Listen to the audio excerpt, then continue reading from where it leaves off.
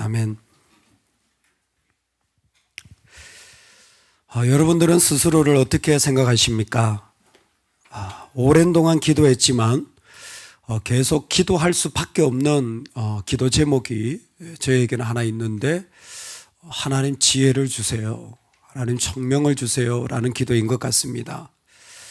생각해 보면 중고등부 시절 처음 임원을 맡으면서 너무 놀래가지고 어떻게 내가 하나님 나라를 섬기는 임원이 될 수 있어. 그때 하나님, 저는 정말 지혜가 없습니다, 저한테 좀 지혜 좀 주세요. 매일 교회 가서, 학교만 마치면 교회 가서 기도하고, 또 학교 가기 전에 또 들려서 기도하고, 매일 기도했습니다. 근데 살아보니까 정말 더 지혜가 필요하더라고요.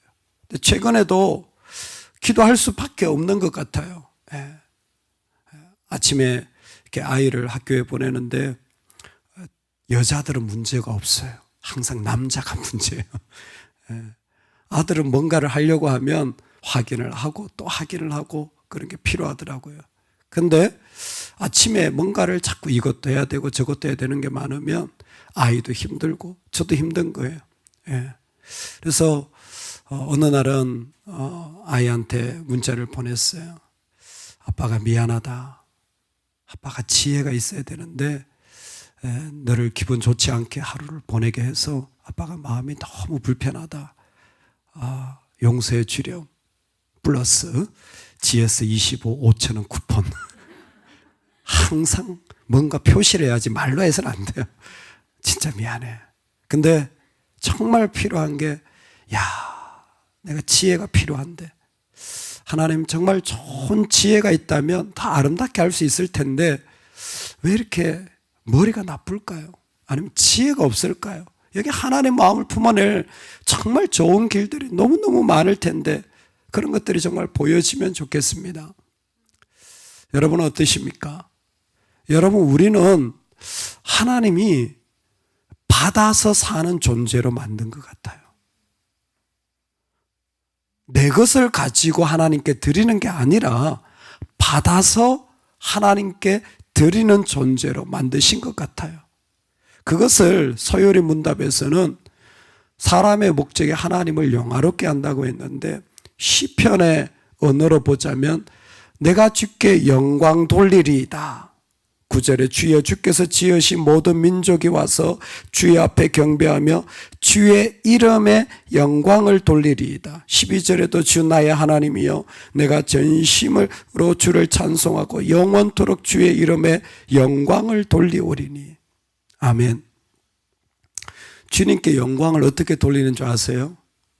이건 말씀이 정확하게 설명해 주는 것 같아요. 어떻게 돌리냐면 무슨 일을 해서가 아니에요. 영광을 받아서 돌려드리는 거예요. 이게 영광의 본질입니다. 나한테는 영광이 없어요. 나한테는 영광 자체가 없어요. 선한 것이 하나도 없기 때문입니다. 여러분, 내가 뭔가를 섬겼다 생각하면 완전 교만한 거예요. 내가 이 정도 섬겼다 생각하면 그건 진짜 교만한 거예요. 왜? 원래 나한테는 하나님을 기쁘게 할 만한 무언가가 없어요. 정말 그걸 섬길 수 있었던 유일한 이유가 뭐냐면 하나님이 주셨기 때문이에요. 이게 에덴 동산의 출발입니다.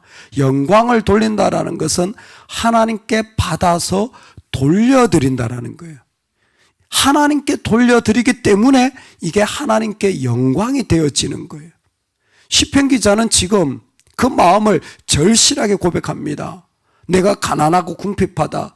즉 하나님 외에는 나를 구원하실 분이 없는 그런 상황에 있습니다. 많은 사람들이 어떻게 살아가는지 모르겠지만 하나님을 믿지 않는 자들을 만나는 것이 이 시편 기자 다윗에게는 가장 큰 고통이에요. 정말 제일 인생에 힘든 일이 뭐냐면 믿음 없는 사람과 얘기를 나누고 믿음 없는 사람과 같이 있고 믿음 없는 사람과 하나님을 하려고 할 때가 제일 힘든 거예요. 그들은 내 영혼과 삶을 다 부숴뜨려요. 그래서 믿음 없는 대적이 들어올 때 이게 너무 힘들어요. 그때 심령이 뭐냐면 가난하고 궁핍한 거예요. 난 하나님 없이는 살 수가 없어요. 차라리 내가 경제적으로 가난하고 돈이 없어가지고 내 육체가 문제가 있고 그래도 믿음의 사람하고 있으면요, 아무런 문제가 없어요. 정말 감사한데 내 영혼이 가난하고 궁핍해. 믿음이 없으니까 내가 왕인들 무슨 필요가 있으며 나라를 가지고 있은들 무슨 의미가 있습니까? 아무 의미가 없는 거예요. 그때 마음이 하나님, 저는 하나님이 있어야 됩니다. 하나님이 나에게 계셔야 내가 하나님께 돌려드리는데 저 믿음 없는 대적들이 쳐들어와 가지고 하나님의 것들을 다 부서뜨리는 걸 보면서 그게 제일 마음 아픈 거예요. 여러분도 그러신가요? 여러분도 그러신가요? 믿음 없는 모습이 인생에 제일 마음 아픈 거예요. 그게 제일 힘든 거예요. 그게 다윗의 마음인 거예요. 그래서 어떻게 하냐면 다윗은 정확하게 고백합니다. 나는 주의 종입니다. 나는 주의 종입니다. 나는 주의 종입니다. 사실 시편 3권은 다 대부분 고라의 시예요. 근데 딱 하나 다윗의 시가 들어가 있어요. 그 다윗이 자신을 어떻게 표현하냐면 주의 종이라고 표현하는 거예요. 그 주의 종도 그냥 주의 종이라고 표현할 뿐만이 아니라 마지막에 보면 우리 16절에 주의 여종의 아들을 구원하소서. 여종의 아들을 이라는 표현이에요. 그러니까 내가 주의 종인데 엄마가 종이었고 종이 낳은 자식은 뭡니까? 종입니다. 어릴 적부터 종이라는 거예요. 어릴 적부터 종이라는 표현이 뭐냐면 쉽게 설명하면 나는 주님과 어릴 때부터 같이 있었던, 주님 없이는 어릴 적부터 내가 살 수 없었던 사람입니다 라는 의미가 그 가운데 표현되어 있는 거예요. 그러니까 나를 주의 종으로 표현하는 것은 내가 주의 종으로 이만한 능력과 내가 주의 종이니까 내 말대로 이런 게 아니에요. 권세를 표현하는 게 아니라 주님과의 친밀함을 표현하는 거예요. 난 주님 없이는 살 수가 없는 사람입니다. 언제부터? 내가 어릴 적부터, 엄마의 뱃속에 있을 때부터, 내가 태어나면서부터 나는 여종의 아들로 주님의 종으로 귀에다 고리를, 망치를 딱 박아가지고 구멍을 뚫어가지고 나는 주의 것이었습니다. 난 주님 없이는 살 수 없습니다. 그것이 다윗이 하나님을 향한 마음이었습니다. 내 영혼을 언제라도 하나님 앞에서 살 수 있는 방법이 뭐냐면 주의 종이에요. 주의 종은 어떻게 하는 줄 아세요? 그 하나님께, 그 주인에게 자신을 맡겨든. 다윗은 참 놀라운 것 같아요. 대부분의 종들은 주인이 무섭습니다. 종에서 탈피하고 싶어요. 근데 다윗이 표현하는 것은 뭐냐면 신뢰관계. 나는 나의 아도나이, 이게 주인입니다. 아도나이와 나의 마스터죠. 나의 주인에게 나를 오히려 맡긴다라는 거예요. 나는 나의 주인을 신뢰합니다. 그래서 주인에게 내 영혼을 맡겨드리는 거예요. 오늘 우리가 주의 종의 자리에 서서 내 주님 앞에 나를 온전히 맡겨드리는 은혜가 있기를 소망합니다. 여러분, 왜 그렇게 합니까? 사실 종은요, 주인이 명령을 내리고 주인이 원하시는 것을 받아서 하는 존재잖아요. 그러니까 다른 거 볼 필요 없는 거예요. 주인만 보려고 자신을 종으로 표현하는 겁니다. 그래서 11절에 일심으로 내가 주님을 바라본다 그랬어요. 놀랍습니다.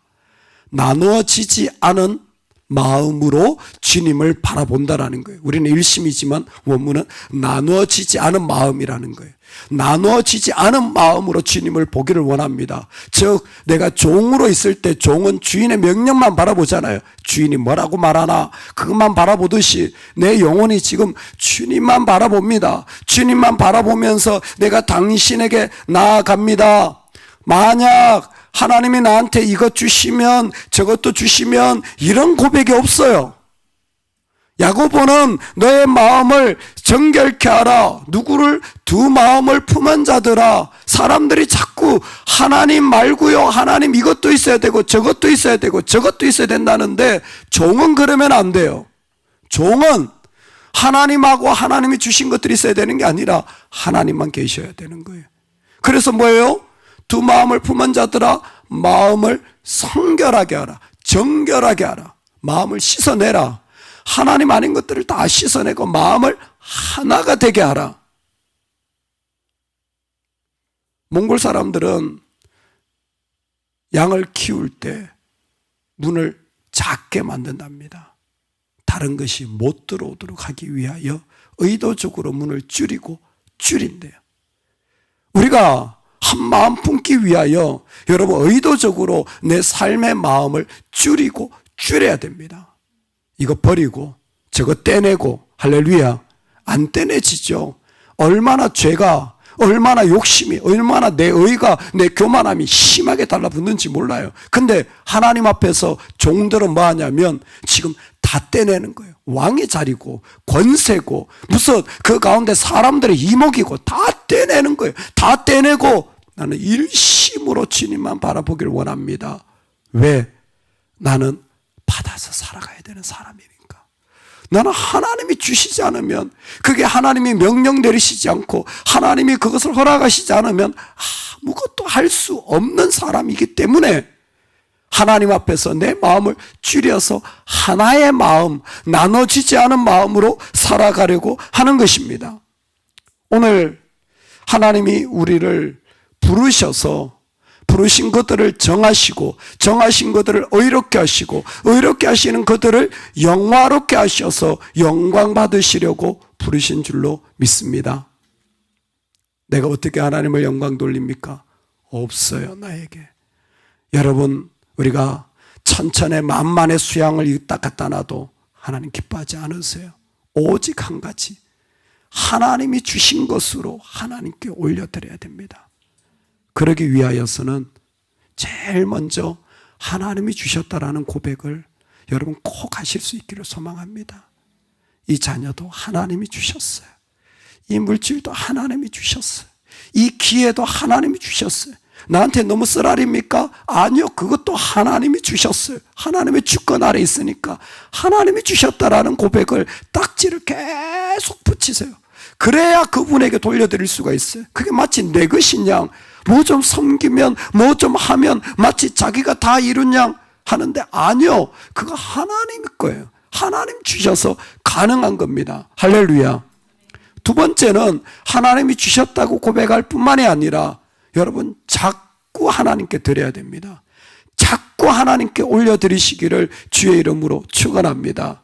그게 어떤 모양이든 어떤 모습이든 여러분 하나님께 올려드리는 헌신의 자리에 저와 여러분이 설 수 있기를 간절히 소망합니다.